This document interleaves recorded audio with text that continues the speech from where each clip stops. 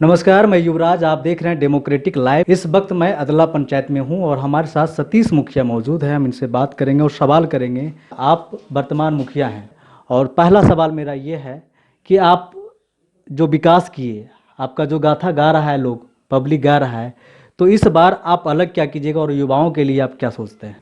युवाओं के लिए तो सोच हमारा बहुत है, लेकिन हमें सोच लेने से क्या होता है।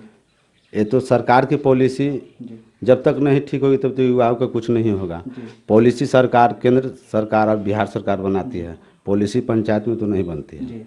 लेकिन इसलिए कानून में ही जब तक नहीं सही होगा तब तक तो यहाँ विकास होने की बात नहीं है। तो दायित्व सरकार की भी है, मेरा भी दायित्व है कि शिक्षा पर मेरा मेन मुद्दा है कि शिक्षित हो। लेकिन यहाँ तो शिक्षा ही बिकाऊ हो गया है। शिक्षा दान होता था, शिक्षा को कहा जाता कि शिक्षा दान होता है, लेकिन आज शिक्षा बिक रहा है पैसा से।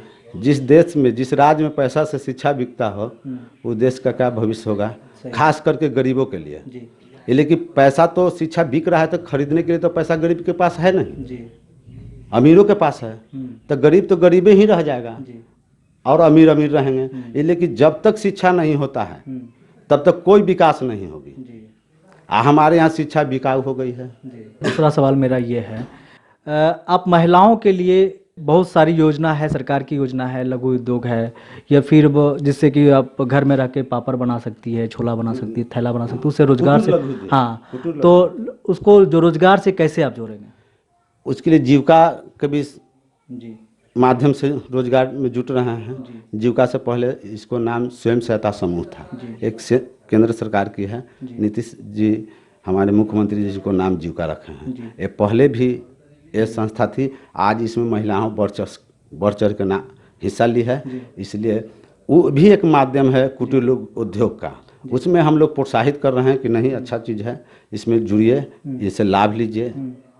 लेकिन एक चीज़ और इसमें हम देख रहे हैं कि सरकार की पॉलिसी में कुछ जीविका में त्रुटि है कि ये स्वयं सहायता समूह है। जीविका के हर फार्म पर भी लिखा था स्वयं सहायता समूह, लेकिन जो स्वयं सहायता समूह से जो लाभ मिलता था वो लाभ दिखाई नहीं दे रहा है।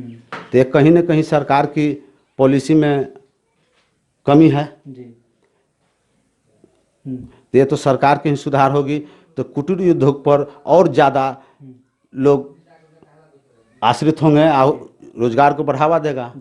इसलिए कि जो स्वयं सहायता समूह में जो लोन होता था उसका 50% माफ़ होता था, वो आज माफ़ का जो पैसा जनता के पास नहीं पहुंच पाता है, वो पता नहीं कहाँ जाता है कि माफ़ी ही ख़त्म हो गया है। ये तो सरकार ही बताएगी।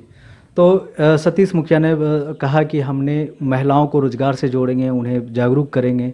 युवाओं की बात इन्होंने कहा कि मेरी सबसे पहला प्राथमिकता शिक्षा पे है और जिस तरह से शिक्षा बिकाऊ हो चुकी है तो हम ज़्यादा से ज़्यादा लोग को शिक्षा से जोड़ने की बात करेंगे।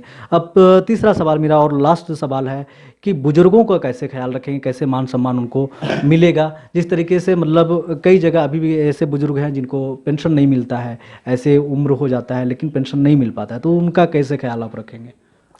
देखिए, हम लोग तो सोच रहे कि जितने बुजुर्ग हैं प्रयासरत हैं कि उनका पेंशन से नाम जुड़े।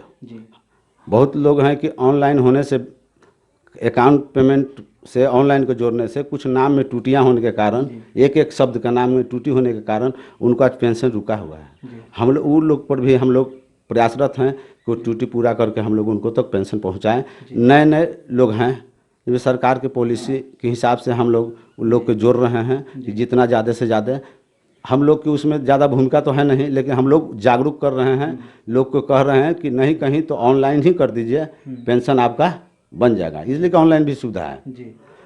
आज दूसरी बात है कि जो बुजुर्ग लोग हैं जिनको नहीं है, वो हम अपने स्तर से हिसाब से जो हेल्प बनता है हम करते हैं। आपकी जो सादगी है, कई मुखिया बनते हैं तो उनका बहुत चीज़ बदल जाता है, उनका लाइफ स्टाइल बदल जाता है, उनका रहन सहन बदल जाता है, लेकिन आप 10 साल मुखिया रहने के बाद भी आपकी जो सादगी है यही आपकी पहचान है। तो इसी पे लोग आपको चाहते भी हैं, प्यार भी करते हैं। तो अब की बार इसमें गांव का विकास कैसे करेंगे आप? थोड़ा ये आम आदमी को बताएं, अपनी जनता को बताएं, ताकि आप पे फिर से भरोसा करें। देखिए, गांव के विकास में तो हम लोग की अहम भूमिका पंचायत में है, मुखिया लोग का। जी ये लेके पंचायत में करीब करीब सारा योजनाएं 50% मुखिया जी ही चलता है, जी नली हो गली हो। जी लेकिन इस बार तो कुछ हम लोग के पावर को ही सीरीज कर दिया गया था जी और पावर को दे दिया गया था वार्ड के पास। जी हाँ इसमें हम लोग बहुत डिस्टर्ब हुए हैं। जी यहाँ तक कि अब 2 व्यक्ति का सरकार में भी कमी है। अगर पैसा मुखिया जी को दिए थे तो मुखिया जी को ही खर्च करने के लिए दायित्व देते हैं। जी जब खर्च करने का वार्ड का दायित्व था तो उनका भी अकाउंट था, सीधे डायरेक्ट वार्ड को ही दे देते हैं। निगरानी के लिए तो जैसे विधायक जी लोग रहते हैं निगरानी के लिए, उसे निगरानी में रहते हैं मुखिया जी। लेकिन ऐसा तो नहीं किया, यहाँ एक दूसरे को लड़ा दिया गया। ये पूरा भली भांति पूरा बिहार की जनता जानती है कि यार वार्ड और मुखिया जी में लड़ाई हो गया।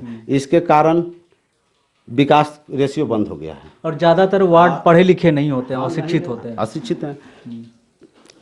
अच्छा मान लीजिए अशिक्षित हैं, लेकिन उनको घर में तो कोई ना कोई पढ़े लिखे हैं तो चला लेते हैं। ऐसी बात नहीं है कि अशिक्षित है तो नहीं चल पाता है, इसलिए कि मुखिया जी भी लोग तो अशिक्षित हैं। अब मान के चलिए कि हमारे ही प्रतिनिधि, हम तो खुद मुखिया नहीं हैं, मुखिया पति हैं, हमारी पत्नी जो साक्षर है, लेकिन हम पढ़े लिखे हैं, हम मैट्रिक पास हैं, तो इसलिए माने हम चला ले रहे हैं। हम उस पूर्व में भी मुखिया रहे हैं, तो हमें अनुभव पहले से भी है। 5 साल का। और आप ही का चेहरा पे वोट मिलता है। हाँ, मेरा ही चेहरा पर मिलता है वोट, इन्हीं की मेरी पत्नी के चेहरा पर मिलता है। तो ये हमारे साथ सतीश मुखिया हैं जो अदला पंचायत के मुखिया हैं। इन्होंने बेबाक से अपनी बात को रखा और कहा कि हम अगर मुखिया बनते हैं तो फिर से हम जिस तरह से हमने विकास किया, फिर से पहला इनका एजेंडा है विकास, पंचायत की विकास ही इनकी धर्म है। जो कहा जाता है मुखिया धर्म, इन्होंने अपना धर्म निभाने का काम किया और आगे भी करेंगे। अगर इनको सेवा करने का मौका मिलता है, फिर से जनता इनको चुनती है तो फिर से ये जनता की सेवा करेंगे और गांव का विकास करेंगे, पंचायत का विकास करेंगे। शिक्षा में जिस तरह से गिरावट आई है उन पे इनका खास जोर है और ख़ास नज़रिया देखने का है। अगर हम मुखिया बनते हैं तो शिक्षा पर हम हो सकता है भविष्य में आंदोलन भी छेड़ें। जी, किस तरह का आंदोलन छेड़ेंगे?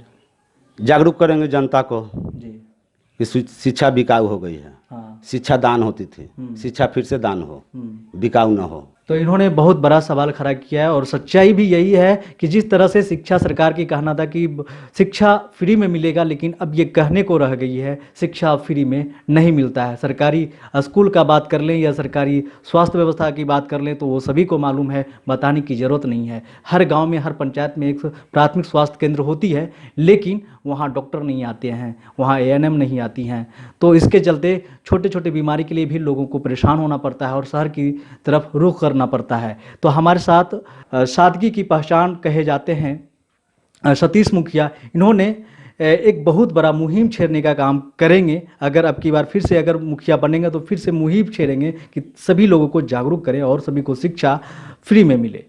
तो अगर अभी तक हमारे चैनल को देख रहे हैं तो हमारे चैनल को सब्सक्राइब कर लें, लाइक कर लें और तो अपना प्यार बनाए रखें। नमस्कार।